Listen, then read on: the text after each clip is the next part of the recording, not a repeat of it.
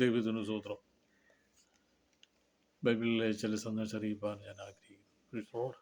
നിങ്ങളുടെ ഹൃദയത്തിലിടാൻ ആഗ്രഹിക്കുന്ന ദൈവത്തിൻ്റെ വചനം റോമർ 5:8 നാം പാപികളായിരിക്കുമ്പോൾ തന്നെ നമുക്ക് വേണ്ടി മരിക്കിയാൽ ദൈവം തനിക്ക് നമ്മോട് സ്നേഹത്തെ പ്രദർശിപ്പിക്കുന്നതാണ്. നാം പാപികളായിരിക്കുമ്പോൾ തന്നെ മരിക്കുമ്പോൾ. അപ്പോൾ പ്രൈസ് ദി ലോർഡ്, ഹല്ലേലൂയ. കർത്താവായ യേശു ക്രിസ്തു നീതിമാനായ ഒരു ദൈവമാണ്. പാപികളായി നാം ഇരിക്കുമ്പോഴാണ് യേശു ക്രിസ്തു കാൽവറിയിൽ യാഗമാകുന്നത്. മാത്രമല്ല, 2 കള്ളന്മാരുടെ നടുവിലാണ്. എടുത്തും വലത്തും 2 കള്ളന്മാരുണ്ട്. കാരണം അന്നത്തെ ഗവൺമെൻറ്, പിലാത്തോസ് ഗവൺമെൻറ്, അവരൊരു കുറ്റവാളിയെ ശിക്ഷിക്കുമ്പോൾ കൂടെ മറ്റൊന്ന് 2 കുറ്റവാളിയുടെ ഇങ്ങനെ ക്രൂശിക്കുന്ന പതിവുണ്ട്.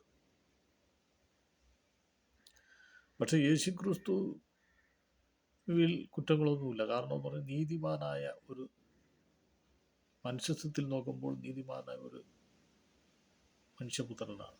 ദൈവത്വത്തിൽ നോക്കുമ്പോൾ ദൈവമാണ്.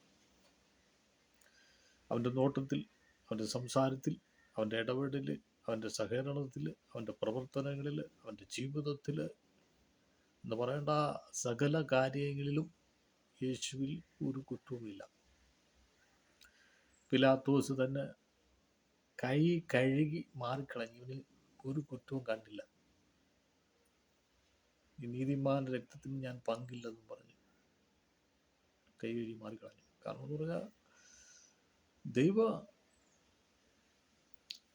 അപ്പോൾ പ്രൈസ് ദി ലോർഡ്, അതിലെ 2 കള്ളന്മാരും കൊണ്ട് അതിൽ ഒരു കള്ളം പറഞ്ഞതിനെയാണ്, നീ ദൈവപുത്രനാണെങ്കിൽ എന്നെയും നിന്നെയും രക്ഷിക്കുക, അല്ലെങ്കിൽ നിന്നെയും ഞങ്ങളെയും രക്ഷിക്കുക എന്നാണ് പറഞ്ഞത്. പ്രൈസ് ദി ലോർഡ്, സ്തോത്രം. എന്നാൽ ഒരു കള്ളം പറഞ്ഞതിനെയാണ്, അരുത്, നാമോ ന്യായമായ ശിക്ഷ അനുഭവിക്കുന്നത്, ഇവനോ ഒരു കുറ്റവും ചെയ്തിട്ടില്ല. യേശുവേ, നീ രാജ്യത്വം പ്രാപിച്ചു വരുമ്പോൾ എന്നെയും ഒന്ന് ഓർത്തുകൊള്ളണേ. യേശുവിന് മനസ്സറിഞ്ഞു. കാരണം നീ ഇന്ന് എൻ്റെ കൂടെ പരദീസയിലിരിക്കും എന്ന് പറഞ്ഞാൽ യേശു ക്രിസ്തു എവിടെ ഇരിക്കുന്നതെന്ന് പറഞ്ഞാൽ അവിടെ ഇരുത്തും എന്നാണ്. സ്തോത്രം. എത്ര മനോഹരമായ ഒരു സന്ദേശമാണ് ഒരു കള്ളനോട് പറഞ്ഞത്. അങ്ങനെയെങ്കിൽ നമ്മോടും അത് തന്നെയാണ് കർത്താവ് പറഞ്ഞിരിക്കുന്നത്.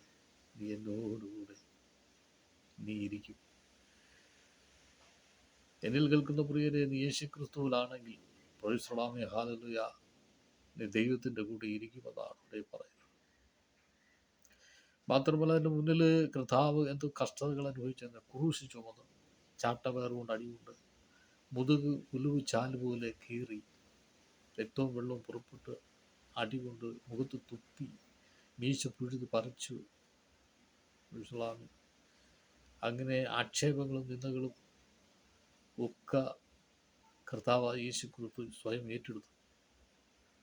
ഒരു കാര്യം നോക്കണം, പ്രൈസ് ദി ലോർഡ്, ഹല്ലേലൂയ. ആ കയ്യിൽ ആണിയടിച്ചു. ആ കൈ കൊണ്ടല്ലയോ നമ്മെ ഉരുവാക്കിയത് എന്ന് പറഞ്ഞാൽ, ആ പൂഴി മണ്ണുകൊണ്ട് നിർമ്മിച്ചത് ആ കൈ കൊണ്ടല്ലയോ. ആ കൈയിലാണ് അടിയേറ്റത്, ആണി ഏറ്റു. ആ കൈ കൊണ്ടല്ലയോ 5 അപ്പവും 2 മീനും 5000 പേർക്ക് വാഴ്ത്തി മുറുക്കി കൊടുത്തത്. ആ കൈ കൊണ്ടല്ലയോ മാർത്തയുടെ മറിയുടെ കണ്ണുനീര് തുടച്ചത്. സ്തോത്രം. ആ കൈ കൊണ്ടല്ലോ നമ്മെ മാറോട് ചേർത്ത് തഴുകുന്നത്. Praise the Lord, hallelujah. പിന്നെ അവർ കയ്പ്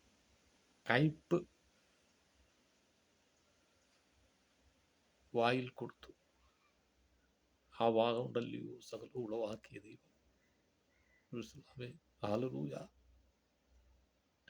ആ വാ കൊണ്ടല്ലോ പറഞ്ഞപ്പോൾ ഉളവാക്കിയത്. സുവിശേഷങ്ങൾ മൊത്തവും പറഞ്ഞത് ആ വായിലല്ലയോ. സ്തോത്രം. പിന്നെ കാലിൽ ഇരുമ്പാണി അടിച്ചു. ആ കാൽ കൊണ്ടല്ലയോ മാർത്തയുടെ മറിയുടെ ഭവനത്തിലേക്ക് ചെന്നു.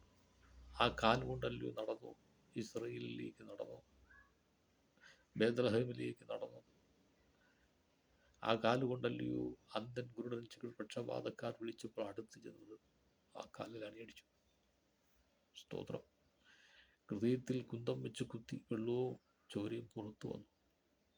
ആ ഹൃദയത്തിൽ പൊങ്ങി വന്ന ധ്വനി ശബ്ദങ്ങളല്ലയോ ഇന്ന് മുഴങ്ങിക്കൊണ്ടിരിക്കുന്നത്. അപ്പോൾ ഞാൻ പറഞ്ഞു വന്നതെന്ന് പറയുന്നത്, കർത്താവിനെ ആർക്കും ഒന്നും ചെയ്യാൻ കഴിയില്ല. പക്ഷേ തിരുവെഴുത്ത് പറയുന്നു കർത്താവ് ഇങ്ങനെ ആവണമെന്നാണ്. കാരണം തിരുവെഴുത്തിന് മാറ്റമില്ല. കർത്താവ് ഒരു രക്തസാക്ഷി, അല്ലെങ്കിൽ കർത്താവ് ഒരു കുരിശിൽ യാഗമായെങ്കിലേ തിരുവെഴുത്ത് നിവൃത്തിയാവും. ആദനും ഔവയുടെയും പാപങ്കലമായ ഇങ്ങോട്ടുള്ള ജീവിതത്തിൽ മാനവരാശിയെ വീണ്ടെടുക്കുവാൻ ഒരേ മാർഗം ഇതേ ഉള്ളത്.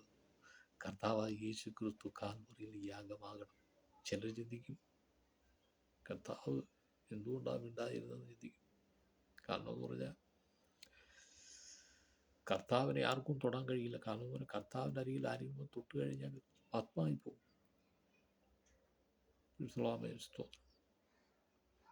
പക്ഷേ അവിടെ കർത്താവ് വിധിയിൽപ്പെട്ടു നിന്നു. കർത്താവ് ഒന്നും ചെയ്തില്ല, തിരിച്ചൊന്നും ചെയ്തില്ല. പക്ഷേ ഒരു കാര്യം ചെയ്തു, പാപികൾക്ക് വേണ്ടി അവൻ ഉയർത്തെഴുന്നേറ്റ് മേലായ നാമം നൽകി. ഇന്നും കർത്താവ് ജീവിക്കുന്നു. അതുകൊണ്ട് പാപപരിഹാരത്തിന് വേണ്ടിയുള്ള ഒരു വലിയ മാർഗമാണ് കർത്താവായ യേശു ക്രിസ്തു അവിടെ മാതൃകയാക്കി കൊടുത്തിരിക്കുന്നത്. ഇന്നും ആരെങ്കിലും ഗ്രഹിക്കുന്നവരുണ്ടെങ്കിൽ, മനസ്സിലാക്കുന്നില്ലെങ്കിൽ, നിങ്ങൾ വിചാരിക്കും യേശു ക്രിസ്തു ദൈവമല്ലാത്തത് കൊണ്ടാണ് ഇങ്ങനെയൊക്കെ സംഭവിച്ചത്. അങ്ങനെയല്ല. തെറ്റായ ചിന്തകൾ ആരെയുടെ ഹൃദയത്തിലുണ്ടെങ്കിൽ മാറ്റിക്കളയുക. കർത്താവ് അങ്ങനെ സംഭവിച്ചേ മതിയാകും. സ്തോത്രം. ഇവിടെ ഇടിവെട്ടുന്ന സൗണ്ട് കേട്ട് കഴിഞ്ഞാൽ എന്ത് ശബ്ദം? ചിലർക്ക് കരിഞ്ഞു പോയിട്ടുണ്ട്. ഇതിനെ സൃഷ്ടിച്ചവനായ ദൈവമാണ് നമ്മുടെ കർത്താവ്. സുനാമി വന്ന് വെള്ളം എടുത്തുകൊണ്ട് പോയി. ഈ വെള്ളത്തെ സൃഷ്ടിച്ചവനാണ് ദൈവം. എത്ര ആയിരങ്ങളെ സുനാമി വന്ന് വെള്ളം എടുത്തുകൊണ്ട് പോയി. സ്തോത്രം. അപ്പോൾ ദൈവത്തിൻ്റെ പദ്ധതികളും ദൈവത്തിൻ്റെ ആലോചനകളും ഒക്കെ നമ്മൾ അതിൻ്റെതായ രീതി ഗ്രഹിച്ചെടുക്കണം. എങ്കിൽ മാത്രമേ നമുക്ക് ആത്മീയമായ വചനങ്ങളെ നമുക്ക് മനസ്സിലാക്കാൻ കഴിയൂ. ഇവിടെ കർത്താവ് പറയുന്നു, ഒരു ചെകിട്ടം തടിച്ചാൽ ഒരു ചെകിട്ടം കാണിച്ചു കൊടുക്കണം, ഒരു ചെള്ള കാണിച്ചു കൊടുക്കണം. ആരെങ്കിലും ഒന്ന് ചെയ്യുന്നുണ്ടോ? സ്തോത്രം. ദൈവത്തിൻ്റെ ആലോചനകൾക്ക് മനുഷ്യന് വലിയ പാടാണ്. ദൈവത്തിൻ്റെ ആലോചന അനുസരിച്ച് ജീവിക്കണമെന്ന് വെച്ചാൽ വലിയ പാടാണ്. പക്ഷേ ദൈവത്തിൻ്റെ കൃപ നമ്മുടെ ജീവിതത്തിൽ വരുമ്പോൾ അതിനൊക്കെ ഒരു മാറ്റം ഉണ്ടാവും എന്നുള്ള കാര്യത്തിന് യാതൊരു സംശയമില്ല. പിന്നെ നമ്മളല്ല വരികയും ദൈവം വരികയും. ദൈവത്തിൻ്റെ കരം നമ്മുടെ ജീവിതത്തിൽ വെളിപ്പെടണം. എങ്കിൽ മാത്രമേ ദൈവത്തിൽ നിന്ന് വലുത് പ്രാപിക്കാൻ കഴിയും. പ്രൊഫസലാമേ സ്തോത്രം. തേജോമനായ ദൈവം യേശു ക്രിസ്തു പ്രൊഫസലാമേ ഹാലലിയ ഹാലലിയ അനുഭവിച്ച കഷ്ടപ്പാടുകൾ, പങ്കപ്പാടുകൾ എന്ന് പറയുന്നത് ആർക്ക് വേണ്ടി ആയിരുന്നു എന്നുള്ളത് നമ്മൾ ചിന്തിക്കണം. എനിക്കും എന്നിൽ കേൾക്കുന്ന ഈ ലോകത്തിൽ സകല മനുഷ്യർക്കും വേണ്ടിയാണ്. കർത്താവ് സ്വയം ആ ശിക്ഷകളെല്ലാം ഏറ്റെടുത്തു. നാം അനുഭവിക്കേണ്ട ശിക്ഷകൾ, നാം ഏറ്റെടുക്കേണ്ട ശിക്ഷ സ്വർഗത്തിലെ ദൈവം ഏറ്റെടുത്തു എന്നുള്ളതാണ്. ക്രിസ്തു നാം ഭാവികളായിരിക്കും തന്നെ നമുക്ക് വേണ്ടി മരിക്കാൻ ദൈവം തനിക്ക് നമ്മൾ സ്നേഹത്തെ പ്രദർശിപ്പിക്കുന്നു. സ്തോത്രം. ഹല്ലേലൂയ, ഹല്ലേലൂയ, സ്തോത്രം. കർത്താവിൻ്റെ ആ ഒരു പ്രൈസലാമേ ദൈവത്തിൻ്റെ കരമാണ് അവിടെ വെളിപ്പെടുന്നത്. മാത്രമല്ല അവൻ്റെ അടിപ്പിണറുകളാൽ സൗഖ്യം വന്നിരിക്കുന്നു. നമുക്ക് ദൈവസന്നിധി സൗഖ്യം വന്നിരിക്കുന്നു. നിത്യജീവൻ വേണമെങ്കിലും പകരമായി ജീവൻ കൊടുത്തെങ്കിലേ പറ്റും. അത് കർത്താവ് നമുക്ക് വേണ്ടി പകരം ജീവൻ കൊടുത്ത് നമ്മെ നേടേണ്ടതാണ്, നിത്യജീവൻ നേടേണ്ടതാണ്. അത് നമ്മെ പാപത്തിൽ നിന്ന്, ശാപത്തിൽ നിന്ന്, രോഗത്തിൽ നിന്ന് നിത്യജീവൻ ലഭിക്കാതിരുന്ന സ്ഥാനത്ത് നിത്യജീവനും കൂടെ നമുക്ക് നൽകി തന്നിരിക്കുകയാണ്. സ്തോത്രം. ഈ ദൈവത്തെ നമുക്ക് എത്ര ആരാധിച്ചാലും എത്ര സ്തുതിച്ചാലും മതി വരാത്ത ഒരു ദൈവത്തിൻ്റെ സ്നേഹമാണ് കാൽവറിയിൽ അവസാനത്തുള്ള രക്തം നമുക്ക് വേണ്ടി ഒരുക്കി തന്നത്. സോദരം, രക്തം ചീന്തിയിട്ടല്ലാതെ വിമോചനമില്ല. രക്തം ചീന്തിയിട്ടല്ലാതെ വിമോചനമില്ല. പുതിയ നിയമസഭയിൽ അങ്ങനെയാണ്. പഴയ നിയമത്തിലെന്ന് പറയുന്നത് മനുഷ്യനെ അവരുടെ കപ്പാസിറ്റി അനുസരിച്ചാണ് യാഗവസ്തുക്കളെ അവർ അർപ്പിച്ച് പാപമോചനം ലഭിക്കുന്നത്. സാധാരണക്കാരും പ്രാവിനെ കൊണ്ടുപോയി അവർ യാഗം അർപ്പിക്കും. ഇവിടെ സമ്പത്തുള്ളവരൊക്കെ വലിയ കൂറ്റൻ ആടുകളെ കൊണ്ടുപോയി യാഗം അർപ്പിച്ച് അവർ മോശം പ്രാപിക്കുന്ന അനുഭവങ്ങളുണ്ട്. അത് പഴയ നിയമത്തിൻ്റെ ഒരു വ്യവസ്ഥയാണ്. ആ പഴയ നിയമത്തിൻ്റെ അതേ വ്യവസ്ഥ പോലെ തന്നെയാണ് ഇവിടെ എല്ലാവർക്കും വേണ്ടി ഒരാൾ യാഗമായി തീർന്നിരിക്കുക. മറ്റത് ഓരോരുത്തരും അവരവരുടെ പാപരിഹാരത്തിന് ഇങ്ങനെ യാഗം അർപ്പിച്ചുകൊണ്ടേയിരിക്കണം. ഇവിടെ ഇനിയിപ്പോൾ വേറെ യാഗമില്ല. ഒരിക്കൽ ഒരു യാഗമായി കർത്താവായ യേശു ക്രിസ്തു. ഇനി ഒരു യാഗമില്ല. എല്ലാവർക്കും വേണ്ടി ഒരു യാഗമായി തീർന്നു. മറ്റത് പഴയ നിയമത്തിൽ പലർക്കും ഓരോരുത്തർക്കും ഓരോന്നായി യാഗം അർപ്പിച്ചു കൊടുക്കുന്നു. പ്രൈസ്തലോർഡ്, ഹല്ലേലൂയ. അങ്ങനെയായിരുന്നു അവരുടെ പാപത്തിൻ്റെ പരിഹാരം വരുത്തി വന്നത്. ഇന്നിപ്പോൾ പാപപരിഹാരം വന്നിരിക്കുക. ക്രൂശിൻ്റെ അരികിലേക്ക് ചെല്ലണം, കാൽവറിയിലേക്ക് ചെല്ലണം. അതായത് എവിടെയെന്ന് വെച്ചാൽ നാം മുട്ടുമടക്കി എവിടെയാണെന്ന് വെച്ചാൽ ധ്യാനിക്കണം, യേശുവിനെ വിശ്വസിക്കണം, യേശുവിനെ വിശ്വസിച്ചുകൊണ്ട് പ്രാർത്ഥിക്കണം, പരിഹാരം ഉണ്ടാകും. ഈ വിശ്വാസം എന്ന് പറയുന്നത് ബൈബിളിലെ ഒരു വലിയ പ്രധാനപ്പെട്ട ഒരു വിഷയമാണ്. വിശ്വാസം വരിക എന്ന് പറയുന്നത് എല്ലാവർക്കും അത് വിശ്വാസം വരില്ല. പറയുന്നത് പോലോ ചിന്തിക്കുന്നത് പോലും നല്ല വിശ്വാസം എന്ന് പറയുന്നത് ഹൃദയത്തിൻ്റെ ആഴത്തിൽ വരുന്ന ദൈവമായുള്ള ബന്ധത്തിലുള്ള ഒരു ഉടമ്പടിയാണ്. അതാണ് വിശ്വാസം.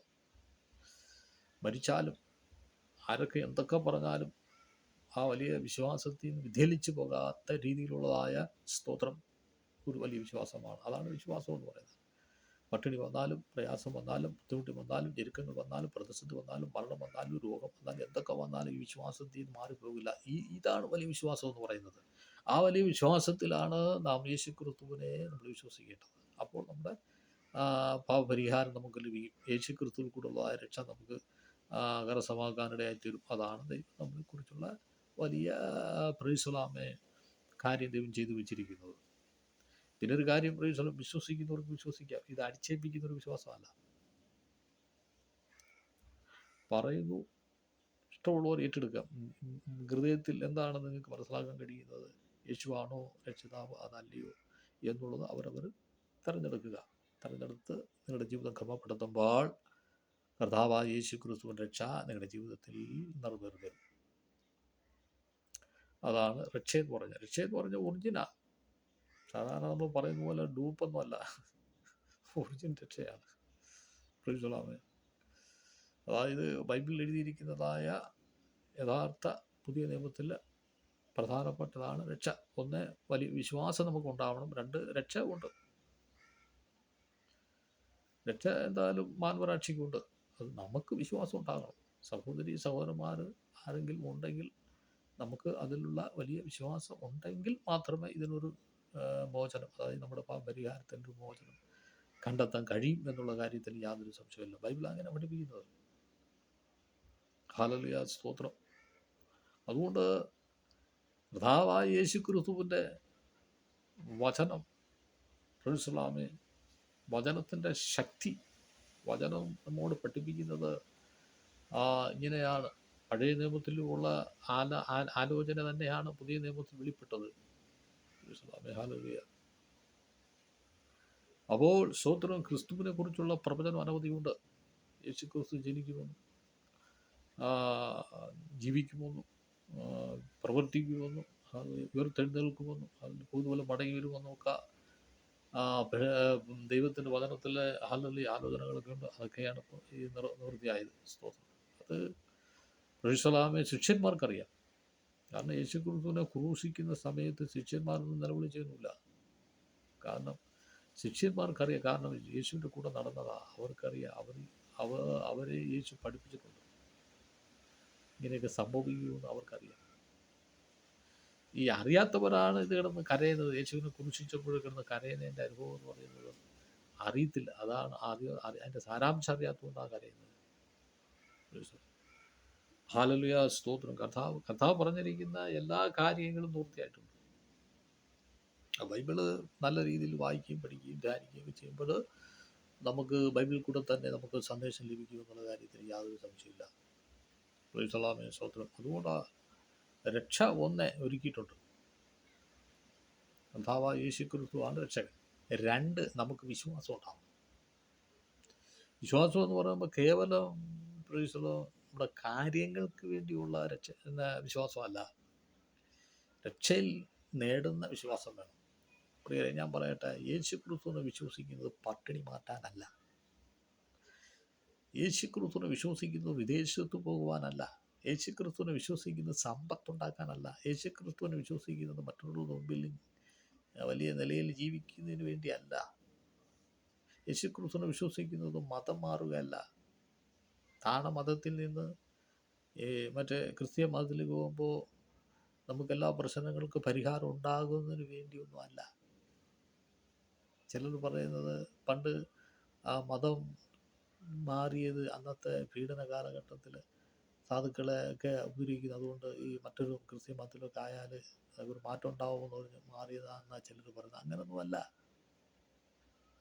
അവർ യേശുവിനെ വിശ്വസിച്ചതേ ഉള്ളൂ. മറ്റത് ഈ പഴക്കവും ബഹളവും ഒക്കെ ഭൂമിയിൽ എല്ലാ തലങ്ങളും നടന്നുകൊണ്ടിരിക്കുക, അത് സാധാരണ നടന്നുകൊണ്ടിരിക്കുക. അപ്പോൾ പ്രധാനപ്പെട്ട വിഷയം എന്ന് പറയുന്നത് അവർ അന്ന് വിശ്വസിച്ചത് മതം മാറിയതല്ല, അവർ യേശുവിനെ സ്വന്തം രക്ഷകനായി സ്വീകരിച്ച് അങ്ങോട്ട് അവനെ ആരാധിച്ച് മാറിയെന്നേ ഉള്ളൂ. അതുകൊണ്ട് നമ്മുടെ ജീവിതത്തിൽ ഒരു പക്ഷേ താഴ്ചയിലാണ്, അല്ലെങ്കിൽ പട്ടിണിയിലാണെങ്കിൽ, അല്ലെങ്കിൽ ജോലിയൊന്നുമില്ല, വളരെ നിരാശയിലാണെങ്കിൽ തന്നെ യേശു ക്രിസ്തുവിനെ വിശ്വസിക്കുന്നത് അതൊന്നും മാറാനല്ല. പക്ഷേ യേശു ക്രിസ്തുവിനെ വിശ്വസിച്ച് രക്ഷിതാവ് സ്വീകരിച്ച് ദൈവസ്ഥനം ജീവിച്ച് നല്ല രീതിയിൽ പോകുകയാണെങ്കിൽ, ഇത് അങ്ങനെയുള്ള സംഭവം ഉണ്ടെങ്കിൽ, പട്ടിണി പ്രയാസമൊക്കെ ആണെങ്കിൽ ഒക്കെ മാറും. കാരണം എന്ന് പറഞ്ഞാൽ ദൈവം മാറ്റി തരും. പിന്നെന്താ ദൈവം എന്ന് പറയുന്നത്? പിന്നെന്താ ദൈവമെല്ലാം മാറ്റിത്തരും. നീ രോഗിയാണോ, നീ ജോലിയില്ലയോ, നീ പ്രയാസത്തിലാണോ, നീ ഭാരത്തിലാണോ, നിനക്ക് ആരുമില്ലേ, നീ ഒറ്റപ്പെട്ടതാണോ, രോഗിയായിരിക്കുകയാണോ, പ്രായങ്ങൾ കടന്നുകൊണ്ടിരിക്കുകയാണോ, ഇനി നടക്കത്തില്ല നിരാശയാണോ, ഇതൊന്നും വേണ്ട, ഇതൊക്കെ ദൈവം മാറ്റിത്തരും. കാരണം പറഞ്ഞാൽ വെറും ഒരു രക്ഷ മാത്രമല്ല, രക്ഷയാണ് പ്രധാനം, വിശ്വാസം രണ്ട്. പിന്നെ നമ്മുടെ ജീവിതത്തിൽ, നിന്റെ ജീവിതത്തിൽ ഉണ്ടാകുന്ന പ്രശ്നങ്ങൾക്ക് എന്താണ്, അതിനൊക്കെ പരിഹാരം കൂടെ ദൈവം തരും. അതാ ദൈവം എന്ന് പറയുന്നത്. സ്തോത്രം. ദൈവം എന്ന് പറയുന്നത്, സാക്ഷാൽ ദൈവം എന്ന് പറയുന്നത് ഇങ്ങനെ നമുക്ക് പ്രശ്നങ്ങൾക്ക് പരിഹാരം തരും. എന്നും ഒരിടത്ത് ഇട്ടിരിക്കത്തില്ല. ഞാൻ പറയട്ടെ, കാരാഗൃഹത്തിൽ 10 ദിവസം അടച്ചെന്തിനാണെന്നറിയോ? ഇവനൊരു സുവിശേഷം അറിയിക്കരുത്, പുറത്തു വരലും അങ്ങ് ബന്ധിച്ചതാ. പക്ഷേ അവിടെ ഒതുങ്ങിയില്ല. 10 ദിവസനെ കാരാഗൃഹത്തിൽ ദൈവം പുറത്തു കൊണ്ടുവന്ന് കർത്താവിൻ്റെ വേല അവനെ കൊണ്ട് ചെയ്യിപ്പിച്ചു. എന്നെ നിന്നെ എവിടെയെങ്കിലും ഭവനത്തിലോ സഭയിലോ പൂട്ടിയിട്ടിരിക്കുകയാണെങ്കിൽ, നീ സ്വോത്രം പറയണ്ട, അല്ലെങ്കിൽ പറയണ്ട, നീ പ്രസംഗിക്കേണ്ട, നീ സാക്ഷ്യം പറയണ്ട, നീ ഒന്നും ചെയ്യേണ്ട. നിന്റെ ഏൽപ്പിച്ചിരിക്കുന്ന ദൈവത്തിൻ്റെ പ്രവൃത്തിയെ പൂട്ടിയിടുന്ന ചില ബന്ധക്കോസുകാരുണ്ടെങ്കിൽ എൻ്റെ കർത്താവ് തുറന്നതിനെ പുറത്തുകൊണ്ട് വരും. സ്തോത്രം. അതാണ് ദൈവത്തിൻ്റെ പ്രവൃത്തി എന്ന് പറയുന്നത്. കേവലം ഉപജീവന മാർഗത്തിൽ ഒതുങ്ങുന്നതല്ല സുവിശേഷം. ഹല്ലേലൂയ. സമ്പത്തിൽ ഒതുങ്ങുന്നതല്ല സുവിശേഷം. സ്തോത്രം. സുവിശേഷം എന്ന് പറയുന്നത് സ്വതന്ത്രമായുള്ളതാണ്. ഇത് ദൈവത്തിൻ്റെ വചനമാണ്. ഇത് നിറവേറിക്കൊണ്ടിരിക്കും. സ്തോത്രം. കൊളംബിൽ ഒരു സുവിശേഷകനെ വെടിവെച്ചു കൊന്നു. അതുപോലെ ഭാര്യനെ വെടിയേറ്റു, മകളുണ്ട്, മകളും വെടിയേറ്റു, ഒരു മകനുമുണ്ട്. ഇവർ 4 പേരാണ്. വളരെ ഗുരുതരമായ പരിക്കേറ്റെന്നാണ് പറയുന്നത്. പക്ഷേ സ്തോത്രം, ഹല്ലേലൂയ, അതുകൊണ്ട് അവസാനിച്ചില്ല. കാരണം ദൈവത്തിൻ്റെ പ്രവൃത്തി വെളിപ്പെടും. സ്തോത്രം. എവിടെയും ദൈവത്തിൻ്റെ പദ്ധതികളൊക്കെ വെളിപ്പെട്ടുകൊണ്ടിരിക്കും. ദൈവം സർവശക്തനാണ്. മാത്രമല്ല ദൈവത്തിൻ്റെ വചനം പറയുന്നു, കോതമ്പ് മണി തനിയെ ഇരുന്നാൽ അത് തനിയെ ഇരുന്നു, തറയിൽ വീണെങ്കിലും അത് വലിയ വിളവുണ്ടാകും. ഗോതമ്പണി, കർത്താവ് ഗോതമ്പണിയെ കുറിച്ചുള്ള ഉപമ പറയുന്നുണ്ട്. സ്തോത്രം, ഹല്ലേലൂയ. ആ ഗോതമ്പണി അത് നിലത്ത് വീണെങ്കിലേ അത് വലിയ വിളവുണ്ടാകും. അപ്പോൾ ദൈവത്തിൻ്റെ സുവിശേഷ പ്രവർത്തനം എന്ന് പറയുന്നത് എന്തെങ്കിലും പ്രശ്നമുണ്ടായി ഒതുങ്ങുന്നതല്ല. അതിങ്ങനെ പൊട്ടിക്കിളിച്ചുകൊണ്ടേയിരിക്കും. അനേക ആത്മാക്കൾ വന്നുകൊണ്ടിരിക്കും. ഇതാ ദൈവത്തിൻ്റെ പ്രവർത്തനം എന്ന് പറയുന്നത്.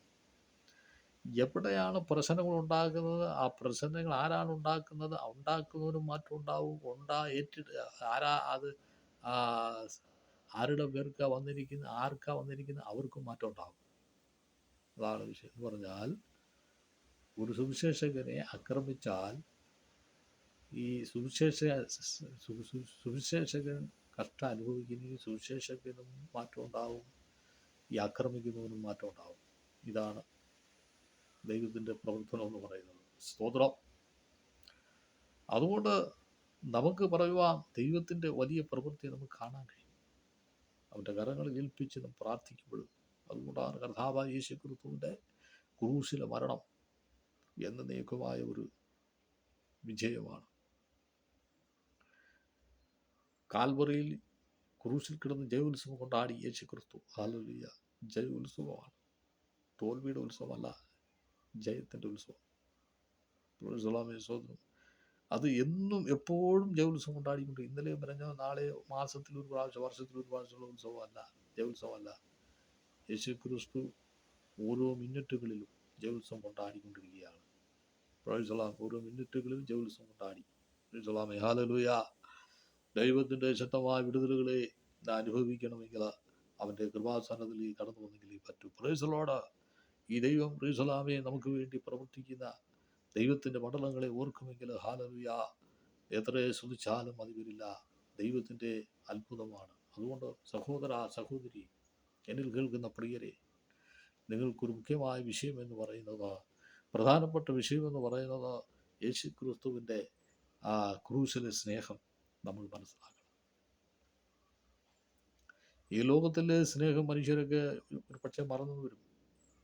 ചിലർക്ക് പണം കൊണ്ട് സ്നേഹിക്കുന്നവരുണ്ട്, ചിലർക്ക് ചില കാര്യങ്ങളൊക്കെ വെച്ച് കൊടുത്ത് സഹായിക്കുന്നവരുണ്ട്. അതൊക്കെ മറക്കും. പക്ഷേ കർത്താവായ യേശു ക്രിസ്തുവിൻ്റെ സ്നേഹം എന്ന് പറയുന്നത്, അതിലെ ക്രൂശിലെ സ്നേഹം, അതൊരിക്കലും മാറില്ല, ഒരിക്കലും മറക്കില്ല. കർത്താവ് സ്തോത്രം ഹല്ലേലൂയ നമ്മെ സ്നേഹിച്ചിരിക്കുകയാണ്. അതുകൊണ്ട് നമ്മളുള്ളതായ ഉത്തരവാദിത്വം വലുതാണ്. ദൈവം നമുക്ക് വേണ്ടി വൻ കാര്യങ്ങളെ ചെയ്യുമെന്നുള്ള കാര്യത്തിന് യാതൊരു സംശയമില്ല. ഹല്ലേലൂയ. എന്നിൽ കേൾക്കുന്ന പ്രിയരെ, നിങ്ങൾ ദൈവസന്നിധിയിൽ ഏൽപ്പിച്ചു കൊടുത്ത് പ്രാർത്ഥിക്കുക. എന്ത് പ്രശ്നമുണ്ടെങ്കിലും കർത്താവായ യേശു ക്രിസ്തു പരിഹാരം തരുമെന്നാണ് ദൈവത്തിൻ്റെ വചനത്തിൽ എഴുതിയിരിക്കുന്നത്. അധ്വാനിക്കുന്നവരും ഭാരം ചുമക്കുള്ളവരും ആയുള്ളവരെ എല്ലാവരും എൻ്റെ അരികിൽ വരികയും ഞാൻ നിങ്ങളെ ആശ്വസിപ്പിക്കാമെന്ന് കർത്താവ് വാഗ്ദത്തം ചെയ്തിരിക്കുകയാണ്. ഹല്ലേലൂയ. സഹോദരം, അതുകൊണ്ട് ആദ്യം ക്രൂശിലെ സ്നേഹം നമ്മളത് മനസ്സിലാക്കണം. ഇതൊക്കെ ലഭിക്കുന്നത് വിശ്വാസത്തിലാണ്. മാർമ്മ്യമായ ഒരു വിഷയമെന്ന് പറയുന്നത്, പ്രധാനപ്പെട്ട വിഷയമെന്ന് പറയുന്നത്, എനിക്കും നിനക്കും വിശ്വാസം ഉണ്ടാവണം. ഇന്ന് വിശ്വാസം കുറഞ്ഞുകൊണ്ടിരിക്കുന്നൊരു കാലഘട്ടം. പലർക്കും വിശ്വാസമില്ല. അപ്പോൾ വിശ്വാസത്തിൽ ഉളവാകുന്ന കാര്യങ്ങളാണിതെല്ലാം. വിശ്വാസമില്ലെങ്കിൽ ഒന്നും നടക്കത്തില്ല. അത് വിശ്വാസത്തിൽ ഉളവാക്കുന്നത് രക്ഷ, ഒന്ന് അനുഗ്രഹം, മാറ്റങ്ങൾ, നമ്മുടെ ജീവിതത്തിൽ പ്രശ്നങ്ങൾക്ക് പരിഹാരം ഉണ്ടാകുന്നതൊക്കെ വിശ്വാസത്തിൽ കൂടെ. ഹല്ലേലൂയ. അപ്പോൾ നമ്മുടെ വിശ്വാസത്തെ നമ്മൾ ദൈവസ്ഥാനത്തിലേക്ക് സമർപ്പിക്കുമ്പോൾ, സ്തോത്രം, ഒരു വലിയ വിശ്വാസം നമ്മുടെ ജീവിതത്തിൽ കണ്ടെത്തണം. എങ്കിൽ മാത്രമേ ദൈവത്തിൽ നിന്ന് വല്ലതും പ്രാപിക്കാൻ കഴിയൂ.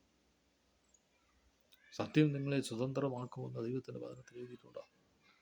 സത്യത്തിന് വേണ്ടി ചെവി ചായച്ചു കൊടുക്കുക, സത്യം കേൾക്കുക. സത്യം എന്താണ്? കർത്താവായ വചനമാണ്. കർത്താവ് പറഞ്ഞിരിക്കുന്ന വചനങ്ങളൊക്കെ സത്യമാണ്. അത് ഹല്ലേലൂയ നിറവേറിക്കൊണ്ടിരിക്കും. ഹല്ലേലൂയ. ഇന്ന് ആധുനിക മനുഷ്യൻ അവരുടേതായ കണ്ടുപിടുത്തങ്ങളിലും അവരുടേതായ കാഴ്ചപ്പാടുകളിലും അവരുടേതായ അറിവിൽ അവരുടേതായ ആത്മമണ്ഡലത്തിൽ കൂടി അവർ കടന്നു പോവുക. കർത്താവിൻ്റെ വചനത്തിനോ കർത്താവിൻ്റെ ആത്മീയ കാര്യങ്ങൾക്കോ ഒന്നും ശ്രദ്ധ കൊടുക്കാതെ അവരവരായി സ്വന്തമായ വഴികളിൽ പോവുകയാണ്. അതുകൊണ്ട് എന്ത് ചെയ്യുന്നു? സൃഷ്ടികർത്താവിനെ അവർക്ക് മനസ്സിലാക്കാൻ കഴിയുന്നില്ല. എന്നിൽ കേൾക്കുന്ന പ്രിയരെ, സമയം കിട്ടുമ്പോഴൊക്കെ ആത്മീയ മണ്ഡലത്തിൽ ആത്മീയമായൊക്കെ ചിന്തിക്കണം.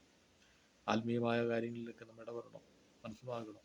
ക്രിസ്തുവിൻ്റെ വചനങ്ങളൊക്കെ നമ്മൾ വായിച്ചൊക്കെ ചിന്തിക്കുകയും കേൾക്കുകയൊക്കെ ചെയ്യണം. എങ്കിൽ മാത്രമേ യേശു ക്രിസ്തു ആരാണെന്ന് മനസ്സിലാക്കാൻ കഴിയും. നമ്മൾ യേശു ക്രിസ്തുവിൻ്റെ സന്ദേശം ജീവി കൊടുക്കാതെ നമ്മൾ അതിൽ നമ്മുടേതായ വഴികളിൽ പോയി കഴിഞ്ഞാൽ നമ്മുടെ ജീവിതം വെറും പരാജയത്തിലേക്ക് ചെന്നെത്തും. എന്നാൽ മറിച്ച് ദൈവത്തിൻ്റെ പാദപീഠത്തിലേക്ക് വന്ന് ദൈവത്തിൻ്റെ വചനത്തിൻ്റെ സ്ഥലത്ത് കൊടുത്ത് ജീവിക്കുമ്പോഴാണ് നമുക്ക് വിജയമുണ്ടാകും. തോൽവിയില്ല. ദൈവം നമ്മെ വിജയത്തിലേക്ക് നടത്തുന്ന ഒരു ദൈവത്തെയാണ് നമ്മൾ ആരാധിച്ചുകൊണ്ടിരിക്കുന്നത്. Price the Lord. ആ കരുണാസമ്പന്നനായ ദൈവത്തിൻ്റെ സ്നേഹത്തെ ഞാൻ ഒന്നുകൂടെ നിങ്ങളെ ചിന്തയിൽപ്പെടുത്തുകയാണ്.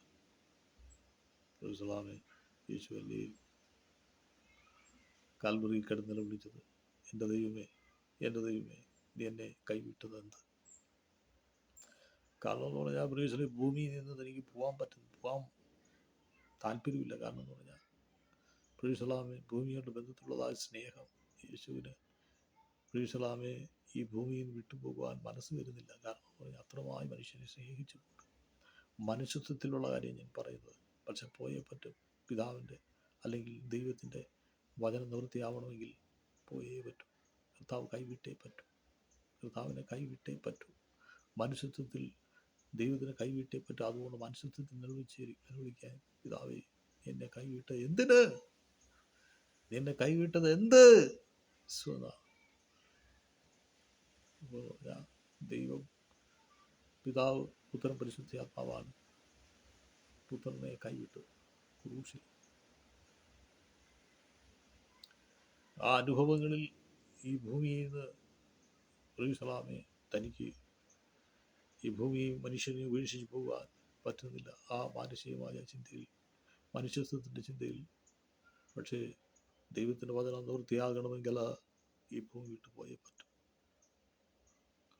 യെരൂശലേമിൽ യാഗത്തിൻ്റെ അനുഭവം അത് തന്നെയാണ്. ഇതൊക്കെ അനുഭവിച്ചത് പിതാവ് തൻ്റെ പുത്രനെ കൈവിട്ട്. സ്തോത്രം. അങ്ങനെയാണ് ഇതെല്ലാം സഹിച്ചത്. സ്തോത്രം. വേദനകൾ, പങ്കപ്പാടുകൾ ജീവിതത്തിൽ ഒരു മനുഷ്യൻ അനുഭവിക്കാൻ അപ്പുറമായ ഒരു മൃഗത്തിന് പോലും അത്ര അത് ബഹുമാനം കൊടുക്കും. പക്ഷേ അതിനപ്പുറമായ രീതിയിലുള്ള ഒരു ബഹുമാനം കൊടുക്കാതെ പുത്രനെ തകർത്തത് ഭയങ്കരമായ നിലവാരത്തിലാണ്. അതെന്താ അങ്ങനെ തകർന്നത് എന്ന് ചോദിച്ചാൽ ഒരാത്മീയത്തിന് പറയാൻ കഴിയും, ഒരാത്മീയന് പറയാൻ കഴിയും, അത് എൻ്റെ പരിഹാരത്തിന് വേണ്ടിയാണ്, അത് നിന്റെ പരിഹാരത്തിന് വേണ്ടിയാണ് എന്ന് ഉറച്ചു പറയാൻ കഴിയും, വായിട്ട് പറയാൻ കഴിയും. സ്തോത്രം. അതുകൊണ്ട് ഒരു വലിയ രക്ഷ ക്രൂശിൽ നമുക്ക് വേണ്ടി ഒരുക്കിയിരിക്കുന്നു എന്നുള്ള കാര്യത്തിന് യാതൊരു സംശയമില്ല. കൃപാസനത്തിലേക്ക് വരുന്ന തൻ്റെ ജനത്തെ ദൈവം വിടുവിക്കും. ദൈവത്തിൻ്റെ പാദപീഠത്തിലേക്ക് വരുന്ന തൻ്റെ ജനത്തിന് അനുഗ്രഹം ഉണ്ടാകും. ദൈവത്തിൻ്റെ സ്നേഹം അതിൽ നിന്ന് നിലനിൽക്കുന്നു. അവൻ നിന്നെ മാടി വിളിക്കുകയാണ്. ധ്വാനിക്കുന്നവർ ഉള്ളവരൊക്കെ കർത്താവിൻ്റെ പാദപീഠത്തിലേക്ക് വരുവാനാണ് കർത്താവ് ആഗ്രഹിക്കുന്നത്. യെരൂശലേമിൽ ഭാരങ്ങൾ ചുമക്കുന്നവർ ദൈവസന്നിധി വിടുതലുണ്ടെന്നാണ് ഇവിടെ ദൈവവചനം വിളിച്ചു പറയുന്നത്. തേജോവനായ ദൈവത്തിൻ്റെ അത്ഭുതമായ പ്രവൃത്തിയുടെ കരങ്ങൾ ഇന്നും ജ്വലിച്ചു കൊണ്ടിരിക്കുകയാണ്. ആദ്യ നൂറ്റാണ്ടുകളിൽ പ്രവർത്തിച്ചു കൊണ്ടിരുന്ന ദൈവത്തിൻ്റെ പ്രവൃത്തി ഇന്നും പ്രവർത്തിച്ചു കൊണ്ടിരിക്കുന്നു. ദൈവത്തിൻ്റെ പ്രവൃത്തി അവസാനിച്ചിട്ടില്ല. ദൈവത്തിൻ്റെ വചനം ഇന്നും അവസാനിച്ചിട്ടില്ല. ദൈവത്തിൻ്റെ ആലോചനകളൊന്നും അവസാനിച്ചിട്ടില്ല. ദൈവത്തിൻ്റെ പ്രവൃത്തികളൊന്നും അവസാനിച്ചില്ല. ദൈവത്തിൻ്റെ മഹനീയമായ കരങ്ങളൊന്നും ഇന്ന് അതാസ്ഥാനത്തായിട്ടില്ല. ഇന്നും പ്രവർത്തിച്ചു കൊണ്ടിരിക്കുന്ന ദൈവമുണ്ടെങ്കിൽ കർത്താവായ യേശു ക്രിസ്തുവാണ്. ഹല്ലേലൂയ. സർവ്വമാനവരാശിക്ക് വേണ്ടിയുള്ള രക്ഷ കാൽവറിയിലെ അവസാനത്തെ മാനവരാശി ഒഴുക്കി ആ രക്ഷ ഇന്ന് നിലനിൽക്കുന്ന ആ രക്ഷയിൽ കൂടെ നമുക്ക് വിടുതലുണ്ട്. ആ രക്ഷയിൽ കൂടെ നമുക്ക് പാപമോചനമുണ്ട്. ആ രക്ഷയിൽ കൂടെ നമുക്ക് ഹല്ലേലൂയ വിമോചനമുണ്ട്. ആ രക്ഷയിൽ കൂടെ നമുക്ക് പരിഹാരം തരുന്ന ദൈവത്തിൻ്റെ പരിഹാര രക്തം അവൻ്റെ കഴുകി ഹല്ലേലൂയ എന്നെ നിന്നെ കഴുകുവാൻ അവ മതിയായ ദൈവമാണ്. സ്തോത്രം. അതുകൊണ്ട് പാപത്തിൽ ജീവിക്കുന്ന ആരെങ്കിലും ഉണ്ടെങ്കിൽ, പാപത്തിന് വഴിയിൽ ജീവിക്കുന്ന ആരെങ്കിലും ഉണ്ടെങ്കിൽ നിങ്ങളോട് പറയാണ്, നിന്റെ പാപപരിഹാരത്തിന് വേണ്ടി യേശുവിൻ്റെ അരികിലേക്ക് വരിക. നിന്റെ സകല പാപവും കഴുകി അവൻ ശുദ്ധീകരിപ്പാൻ നീതിമാനായ ദൈവമാണ്. കാൽവറിയിലെ രക്തമാണ്. ഹല്ലേലൂയ. കാൽവറിയിൽ അവസാനത്തെ രക്തമാണ് നമുക്ക് അവൻ ഒരുക്കിയിരിക്കുന്നത്. സ്തോത്രം. ആ വലിയ രക്ഷ നാം ഗണ്യമാക്കാതെ തെറ്റിപ്പോകരുത്. ഈ രക്ഷ നാം മനസ്സിലാക്കണം. ഈ രക്ഷ നാം അവഗണിക്കലും, ഈ രക്ഷയെ നാം തള്ളിക്കളയിലും, ഈ രക്ഷയെ നാം ഹല്ലേലൂയ വീക്ഷിക്കരുത്. ഹല്ലേലൂയ. ഏറ്റെടുത്ത് ജീവിക്കുന്ന ഒരു വ്യക്തിയുടെ ജീവിതത്തിലാണ് ദൈവത്തിൻ്റെ അനുഗ്രഹം ഉണ്ടാകുന്നു. സ്തോത്രം. അതുകൊണ്ട് ഈ വചനം ഞാൻ സന്ദേശം ഈ നിമിഷം സംഗ്രഹിക്കുകയാണ്. ദൈവനാമം ഉണ്ടാകട്ടെ. ആമേൻ.